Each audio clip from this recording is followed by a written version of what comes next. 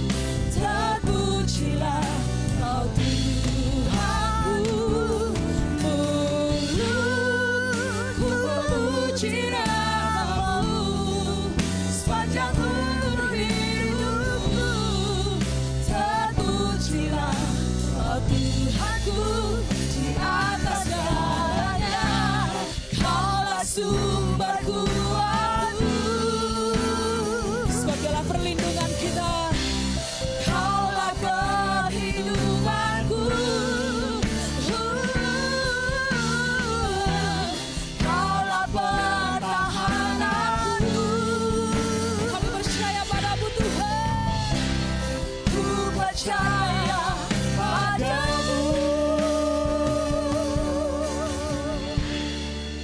Mari bawa hatimu. Yesus, padamu ku berseru, Kaulah penyelamatku. Terpujilah Kau Tuhanku. Yesus, padamu ku berseru, Kaulah penyelamatku. Sebab Kau penyelamat hidupku. Mulutku penuh pujian bagimu. Ku memuji namamu sepanjang umur hidupku. Terpujilah Kau Tuhanku di atas segalanya. Kau Tuhanku di atas segalanya. Kau Tuhanku di atas segalanya. Mari sembahyang. Haleluya. Tuhanlah penyelamatku. Tuhanlah kekuatanku. Dia Allah yang besar. Dia sungguh besar. Kasih-Mu mempesonaku. Kuasa-Mu nyatakan di dalam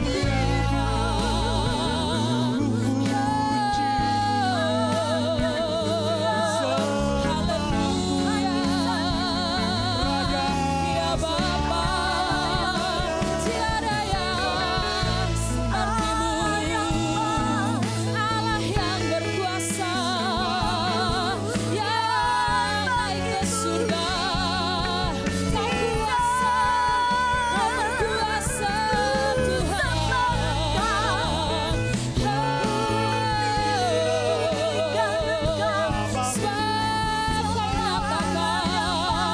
Kau nyatakan kuasa-Mu bagi setiap kami Tuhan.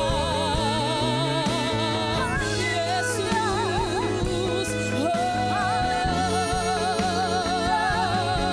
haleluya. Tinggikan kami suka karena-Mu Tuhan. Kami memuji-Mu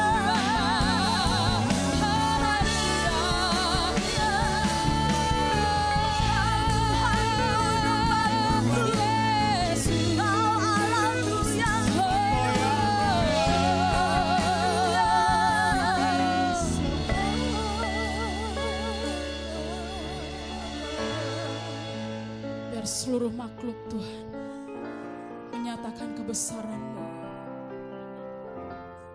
menyembah-Mu Tuhan.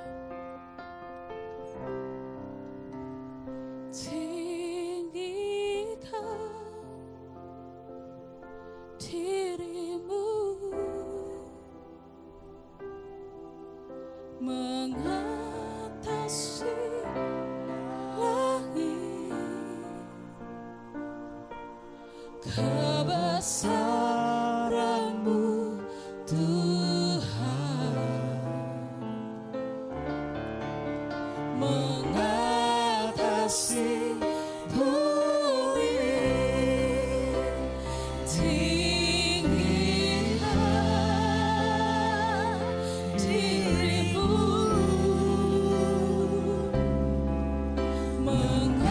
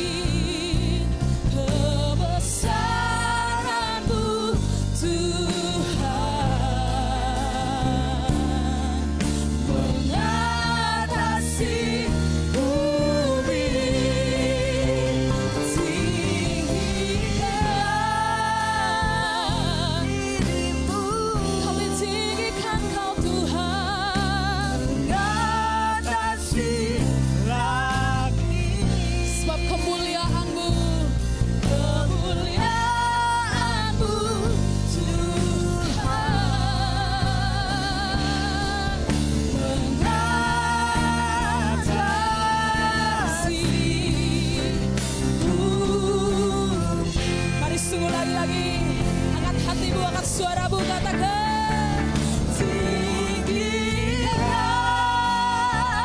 dirimu, mengatasi langit, kebesaran-Mu Tuhan, mengatasi bumi.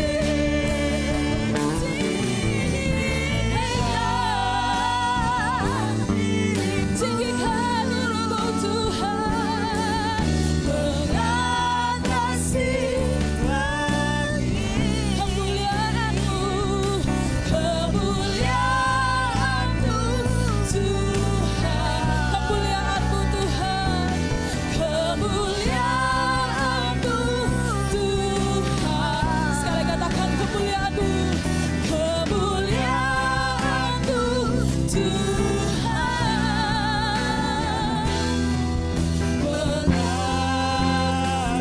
mengatasi bumi.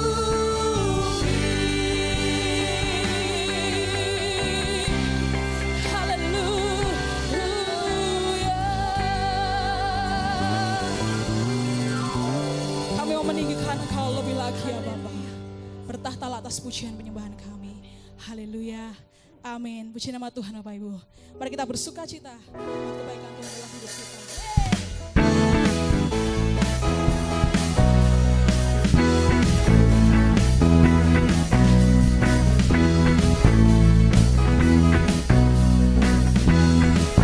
Mari bersama-sama katakan, badai topan dunia, Tuhanlah perlindunganmu. Nanti goncang semesta, Tuhanlah perlindunganku. Bersiap maupun malam gelap, Tuhanlah perlindunganku. Yang takut bulannya, Tuhanlah perlindungan. Katakan, ya Yesus turun bantu di dunia, di dunia, di dunia. Ya Yesus turun bantu di dunia, tempat berlindung yang teguh. Haleluya. Kami bersuka Tuhan. Badai topan dunia, Tuhanlah perlindunganku. Nanti goncang semesta, Tuhanlah perlindungan. Ada baikkan tanganmu. Ya Yesus turun bantu di dunia, di dunia, di dunia. Ya Yesus turun bantu di dunia, tempat perlindungan. Sekarang katakan, ya Yesus turun bantu di dunia, di dunia, di dunia. Ya Yesus turun bantu di dunia, tempat perlindungan. Sekarang katakan, ya Yesus gunung batu di dunia, di Amin. dunia, di dunia. Ya Yesus gunung batu di dunia, Tempat berlindung yang segala katakan, ya Yesus turun batu di dunia, di dunia, di dunia. Ya Yesus turun batu di dunia, tempat berlindung yang teguh. Sebab Dialah satu-satunya penolong dalam hidup kita. Katakan, Yesus itulah satu-satunya penolongku yang sungguh. Dia berjanji akan kembali, akan kita semua. Oh, oh, oh. Mari bersama-sama pegang tanganmu. Rumahmu besar di surga. Oh, oh, oh. Haleluya. Rumahmu besar. Sekali lagi. Yesus itulah satu-satunya penolongku yang sungguh. Dia berjanji akan kembali. Mari bersama-sama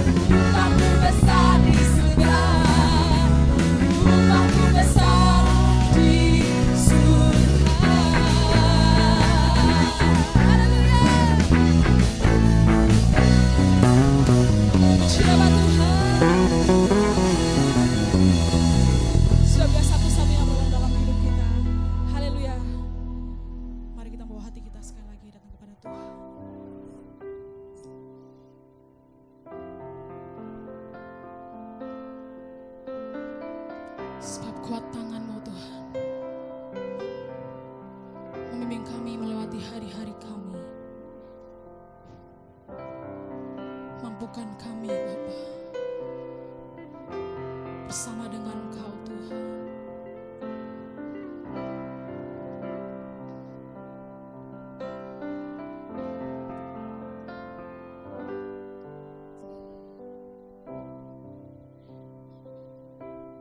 Tuhanlah yang membimbingku, tanganku dipegang teguh, hatiku berserah penuh, tanganku dipegang teguh. Tenanglah kini hatiku, Tuhan memimpin langkahku. Di tiap saat dan kerja, tetap ku rasa tangannya. Tuhanlah yang membimbingku, tanganku dipegang teguh, hatiku berserah penuh, tanganku dipegang teguh. Tenanglah kini hatiku, Tuhan memimpin langkahku. Di tiap saat dan kerja, tetap ku rasa tangan. Mari percaya dengan iman kita, katakan, Tuhanlah yang membimbingku, tanganku dipegang teguh, hatiku berserah penuh, tanganku dipegang teguh. Mari yang percaya katakan, Tuhanlah yang membimbingku, tanganku dipegang teguh, hatiku berserah penuh, tanganku dipegang teguh, tanganku dipegang. Mari sekali katakan, tanganku dipegang teguh. Mari siapkan hatimu untuk mendengarkan firman Tuhan. Puji nama Tuhan. Shalom Bapak Ibu sekalian yang saya kasih dalam nama Tuhan Yesus. Sidang jemaat Tuhan dimanapun Anda berada dan bahkan seluruh pemirsa yang boleh menyaksikan acara live streaming GKI Mahanaim pada hari ini. Kita bersyukur kalau kita masih boleh dipertemukan sekalipun tidak bersama-sama seperti pada biasanya. Silakan Bapak Ibu bisa mengambil tempat yang nyaman. Kita beribadah, itu artinya kita sedang berada di hadapan Tuhan. Karena itu mari kita siapkan hati kita dengan benar. Saya tahu ada banyak jemaat yang sudah mengeluh, rasanya rindu dan kangen untuk ketemu seperti yang sudah-sudah.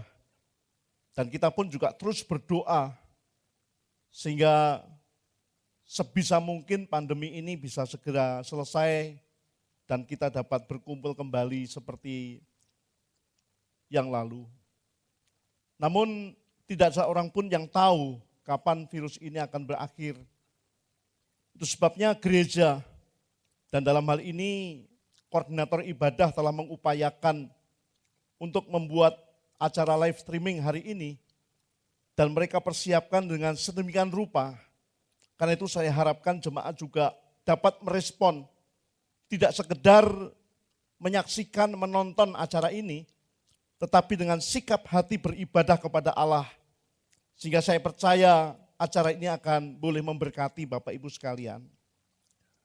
Nah, hari ini kita bersama-sama seluruh umat Kristiani di seluruh dunia memperingati atau merayakan hari kenaikan Tuhan Yesus Kristus.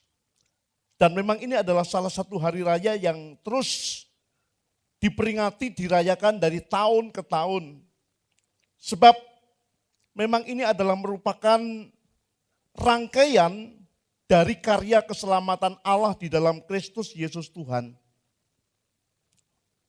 Nah Bapak Ibu yang terkasih, dalam kesempatan ini akan kita bersama-sama belajar firman Allah. Saya sengaja memberikan tema renungan hidup yang mempermuliakan Tuhan. Untuk itu kita akan bersama membuka Alkitab kita di dalam Injil Yohanes pasal 17 ayat yang keempat. Saya akan bacakan dan Bapak Ibu bisa mengikuti. Yohanes pasal 17 ayat yang keempat yang demikian bunyi firman Allah. Aku telah mempermuliakan engkau di bumi dengan jalan menyelesaikan pekerjaan yang engkau berikan kepadaku untuk melakukannya. Dengan peringatan hari kenaikan ini harus kita sadari bahwa karya keselamatan yang diberikan Allah Bapa kepada Kristus telah dikerjakan dengan tuntas. Dan itu berarti tinggal hanya satu kesempatan lagi di mana kita menunggu saat penggenapan Yesus menyatakan dirinya sebagai Raja. Kalau semua sudah digenapi, maka yang satu ini pasti digenapi. Hanya soal waktu memang tidak ada seorang pun yang tahu. Bapak Ibu sekalian yang dikasihi oleh Tuhan, Alkitab berkata bahwa Yesus naik ke surga dan kemudian dia duduk di sebelah kanan Allah. Lalu peristiwa kenaikan itu disaksikan oleh sekian banyak pasang mata. Jadi ini bukan sekedar sebuah mitos, tapi ini adalah sebuah fakta realita karena disaksikan oleh banyak orang. Dan Alkitab juga mencatat Kisah Rasul pasal 7 ayat 55. Pada saat Stefanus sedang diperhadapkan dengan hukuman rajam batu, karena kesaksiannya tentang Kristus Tuhan, Stefanus pun menyaksikan Yesus berdiri di sebelah kanan Allah. Kalimat berdiri sebelah kanan Allah itu hendak menunjukkan bahwa Yesus adalah pemilik otoritas. Yesus adalah pemegang kekuasaan di dalam kerajaan Allah. Makanya Paulus juga menuliskan dalam Filipi pasal 2 ayat 9 dan 10.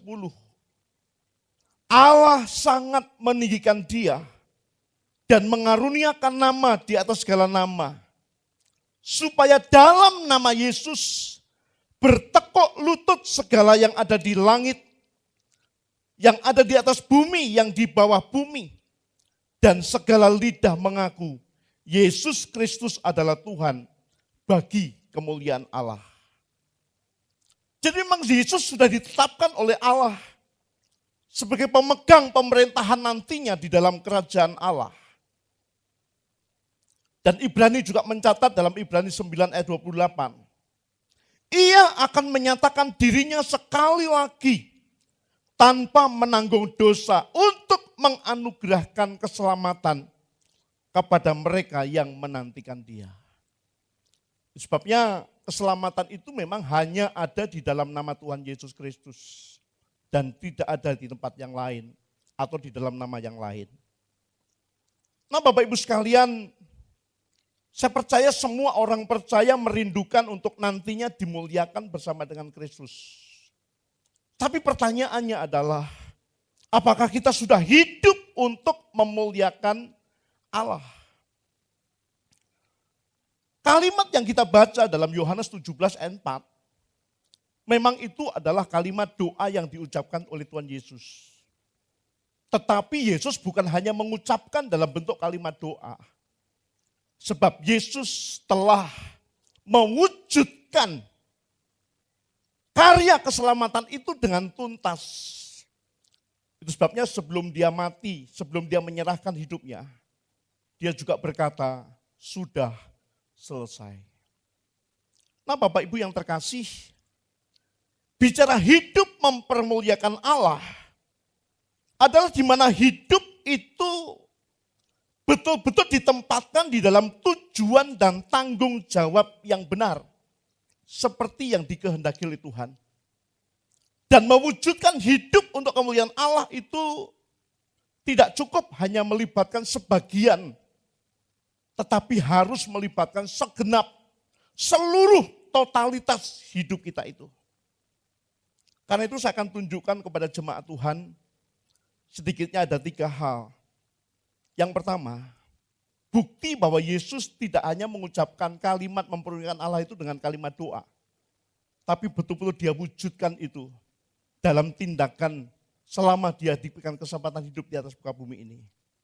Yang pertama, Yesus mengorbankan dirinya di kayu salib untuk pengampunan dosa manusia.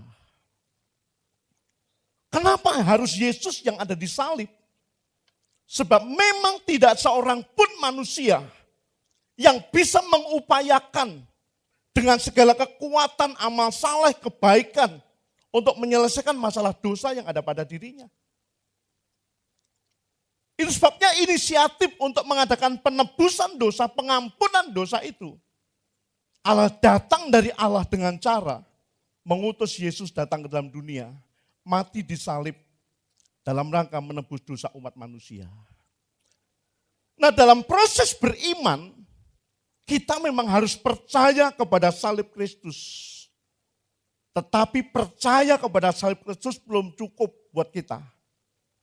Ya, sebaliknya adalah kita juga harus memikul salib kita masing-masing.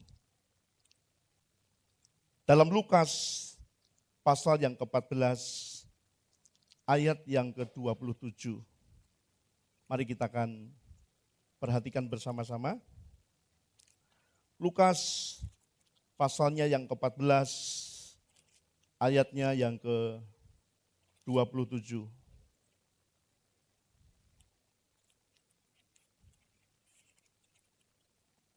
Demikian bunyi firman Tuhan.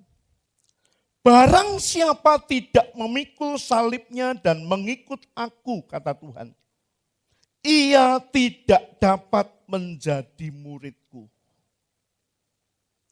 Percaya kepada salib Kristus itu dalam rangka memindahkan status kita. Dari tadinya orang yang terjual di bawah kuasa perbudakan dosa, kita dijadikan milik Allah. Nah, setelah kita menjadi milik Allah, maka kita pun harus dan wajib hukumnya untuk memikul salib kita. Barangkali kalau bicara salib tentu bayangan kita yang paling dekat adalah bicara soal penderitaan. sampai berdarah-darah. Bapak Ibu yang terkasih, peristiwa pandemi COVID-19 ini sebenarnya kalau kita mau peka adalah merupakan sebuah kesempatan momen yang baik bagi gereja Tuhan. Apa gereja dalam arti individu atau gereja dalam arti kelembagaan. Sebab dalam situasi seperti ini semua orang menjerit, di mana-mana mereka menghadapi kesulitan, bahkan tidak sedikit mereka yang menderita kelaparan. Karena memang tidak bisa berbuat banyak, mereka harus tinggal di rumah. Nah pada saat banyak orang menjerit membutuhkan pertolongan, adakah kita punya kepekaan untuk peduli, membuka mata untuk menolong mereka? Saya bersyukur beberapa kali Tuhan kasih kesempatan untuk, walaupun itu bukan saya, ada beberapa anak Tuhan, hamba-hamba Tuhan yang mereka punya kepedulian untuk membantu meringankan beban banyak orang yang menghadapi kesulitan. Dan saya terjun langsung menyaksikan dengan kasat mata orang-orang yang sedang memang membutuhkan pertolongan. Untuk makan saja mereka kesulitan, saudara sekalian. Dan saya bangga ada rekan-rekan hamba Tuhan, jemaat Tuhan yang mereka membuka mata, walaupun itu belum semua.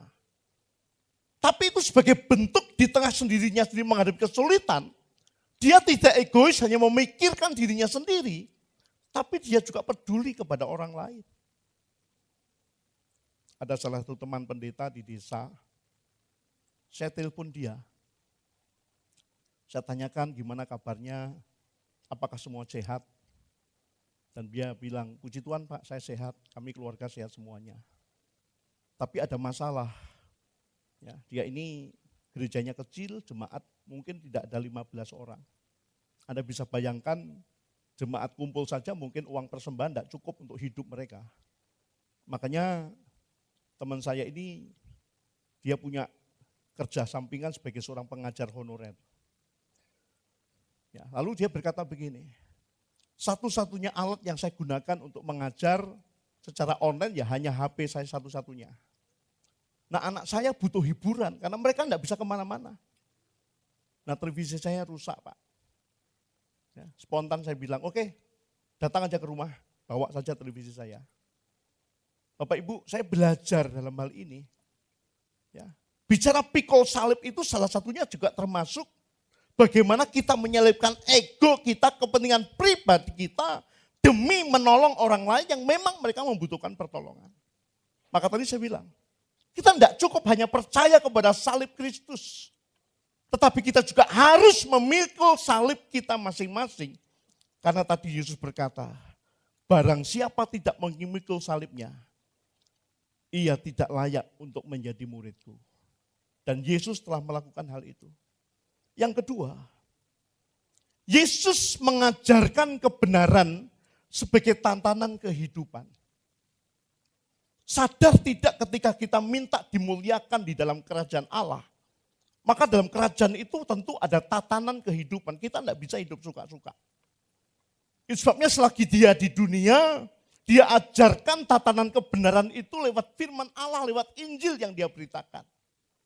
Dan Yesus tidak sekedar mengajarkan Injil, mengajarkan kebenaran, tetapi dia sendiri itulah kebenaran.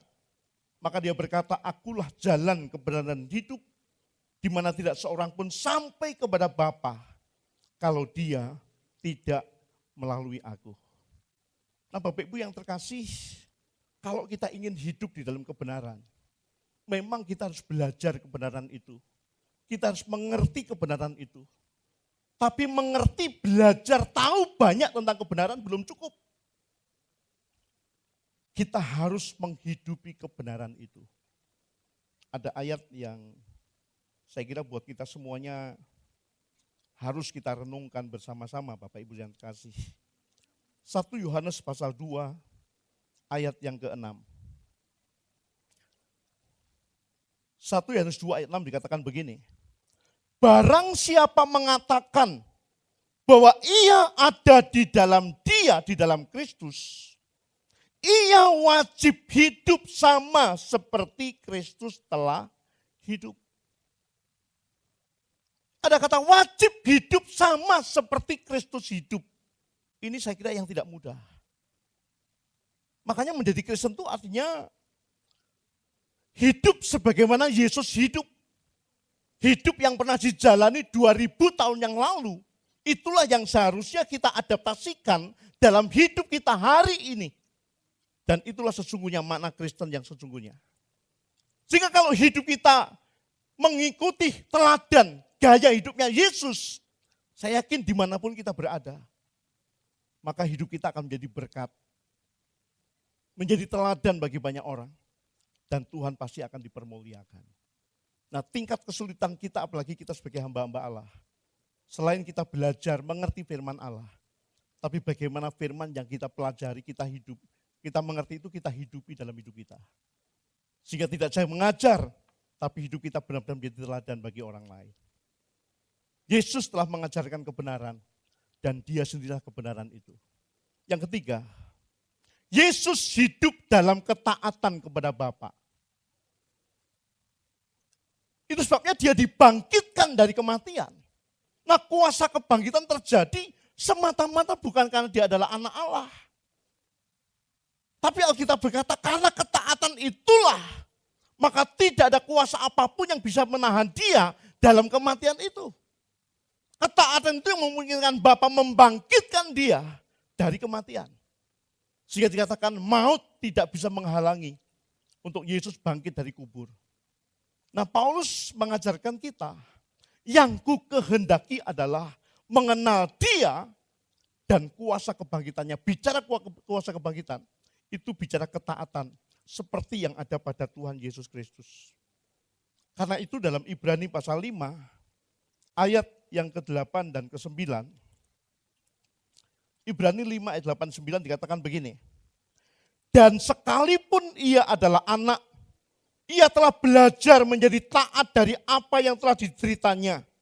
Dan sesudah ia mencapai kesempurnaannya, ia menjadi pokok keselamatan yang abadi bagi semua orang yang taat kepadanya. Jadi Yesus bangkit dari kematian, itu bukan sebuah dispensasi karena dia adalah anak Allah. Tapi Yesus memperjuangkan, menggumulkan itu dalam bentuk ketaatan secara total kepada Bapaknya. Sekalipun ketaatan itu harus dibayar mahal dengan penderitaan. Bapak Ibu, itu sebabnya layak. Kalau Yesus berkata, aku telah mempermuliakan engkau di bumi dengan jalan menyelesaikan pekerjaan yang kau berikan kepadaku. Dan itu dibuktikan tidak sekedar sebagai kalimat doa, tapi dia telah menyerahkan nyawanya untuk mati di salib.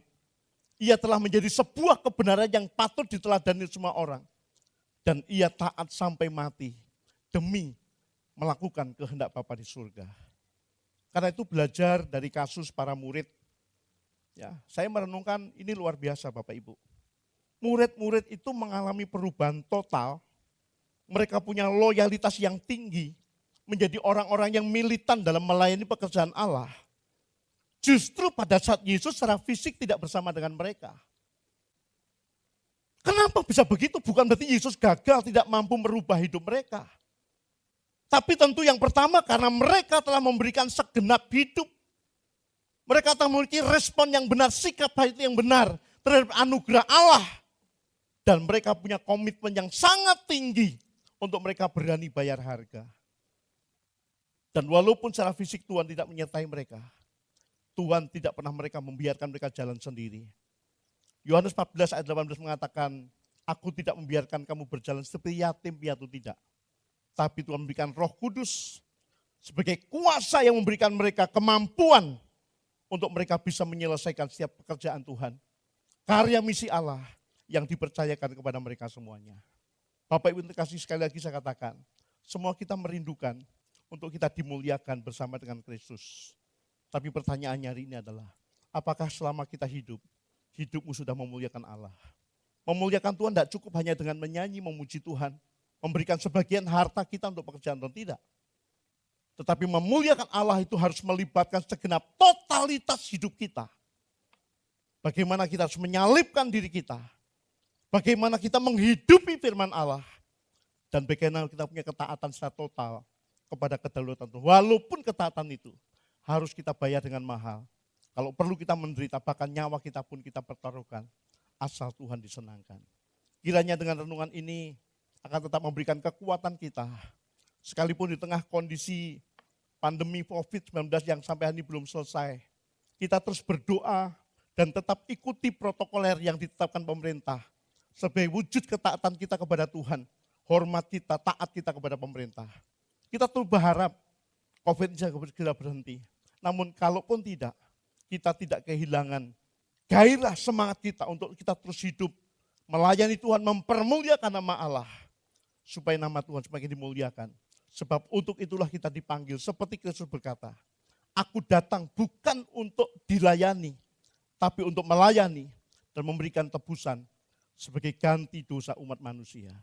Mari saya undang kita semuanya berdiri. Kita dalam sikap berdoa dalam hadirat Allah. Haleluya. Haleluya. Kelahirannya sudah digenapi. Kematiannya sudah digenapi. Kebangkitannya sudah digenapi. Tinggal satu saat pernyataannya untuk dia akan berdiri sebagai raja dalam kerajaan Allah. Alkitab berkata dia akan menyatakan dirinya sekali lagi tanpa menanggung dosa. Tetapi dia akan menyatakan, menganugerahkan keselamatan kepada semua orang yang menantikan dia. Mari kita nantikan Tuhan dengan tetap hidup untuk mempermuliakan nama Tuhan. Haleluya. Biarlah segala kemuliaan hormat hanya bagi nama Tuhan.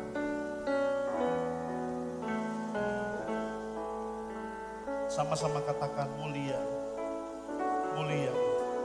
Mulia,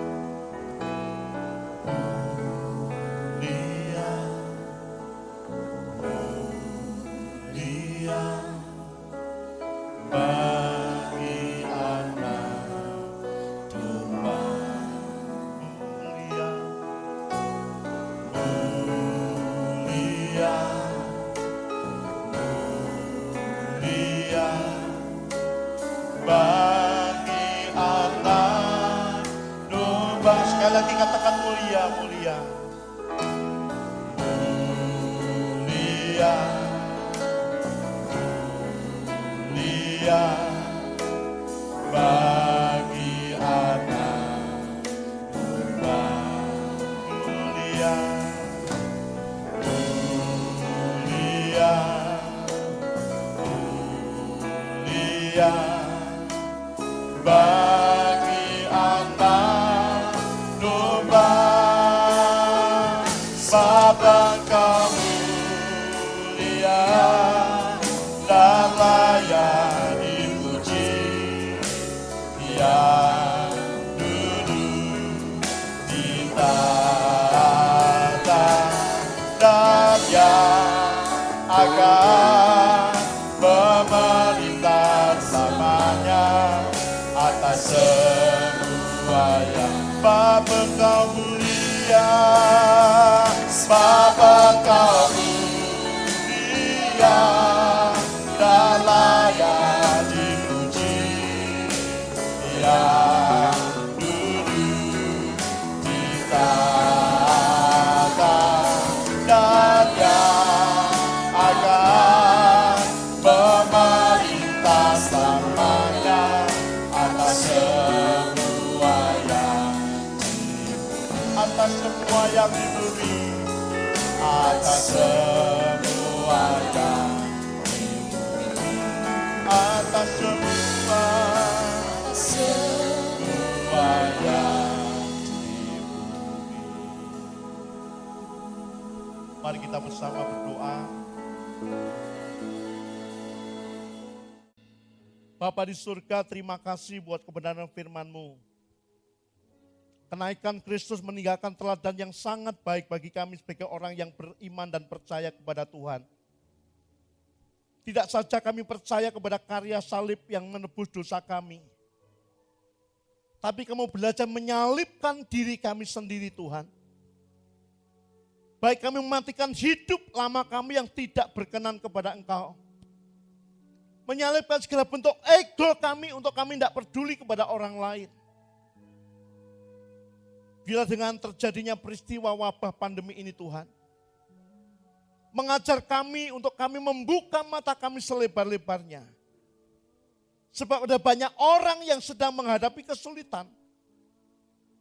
Dan biarlah ajar kami untuk punya kepedulian untuk menolong mereka. Semampu yang kami miliki Tuhan. Untuk kami peduli kepada mereka juga Tuhan. Terima kasih Engkau adalah kebenaran kami. Biar tidak saja kami mengerti kebenaran itu. Tapi sungguh kami menghidupinya. Sehingga hidup kami menjadi teladan dimanapun kami berada. Dan sekalipun kami harus menderita karena Engkau Tuhan. Kami mau belajar taat seperti Kristus taat kepada Bapanya. Itu sebabnya Dia dibangkitkan dari kematian. Kami percaya Tuhan saat penggenapan itu akan terjadi. Yesus sebagai pemegang otoritas kekuasaan dan kerajaan Allah akan berdiri sebagai Raja dan menganugerahkan keselamatan setiap kami yang sungguh-sungguh menantikan Dia Tuhan. Biarlah hidup yang masih ada ini kami gunakan untuk mempermuliakan nama Tuhan. Terima kasih Tuhan, memberkati bangsa negara kami. Bapak Presiden kami, Bapak Jokowi, Wakil Presiden, para Menteri Kabinet, para Gubernur, Wali Kota, Bupati, Camat, Lurah, bahkan sampai tingkat RW dan RT. Satukan mereka sebagai kawan sekerja Allah untuk memikirkan kelangsungan bangsa kami Tuhan. Membuat tatanan yang baik dengan hikmat-Mu, segala keputusan yang diambil itu datangnya daripadamu ya Tuhan. Terlebih Tuhan dalam situasi menghadapi pandemi ini, biarlah hikmat-Mu menyertai mereka. Kami hanya bisa memohon kalau mungkin biarlah pandemi ini akan segera berakhir. Namun kalau Tuhan kehendaki ini akan terus berjalan, itu tidak membuat kami lemah. Karena kami percaya sekalipun secara fisik Engkau tidak bersama kami. Namun ada Roh Kudus yang menolong, menghibur, menguatkan, memimpin kami ke dalam seluruh kebenaran Allah. Berkati Tuhan gereja-gereja Tuhan. Berkati hamba-hamba Allah dimanapun mereka berada. Berkati semua jemaat-Mu. Biarlah pemeliharaan pembelaan Tuhan akan senantiasa ada pada mereka semuanya. Kami bersyukur Tuhan buat ibadah hari ini. Dan akhirnya bersama kami angkat tangan kami di hadapan-Mu Tuhan. Dan hari ini dengan otoritas dari surga, kami terima segala anugerah berkat rahmat dari Allah Bapa, cinta kasih sayang dalam nama Tuhan Yesus, kekuatan damai sukacita yang dikerjakan Allah Roh Kudus akan terus menyertai kami sekarang bahkan sampai selama-lamanya. Terpuji nama Tuhan. Dalam nama Tuhan Yesus kami bersyukur dan sudah berdoa. Sama-sama kita katakan amin.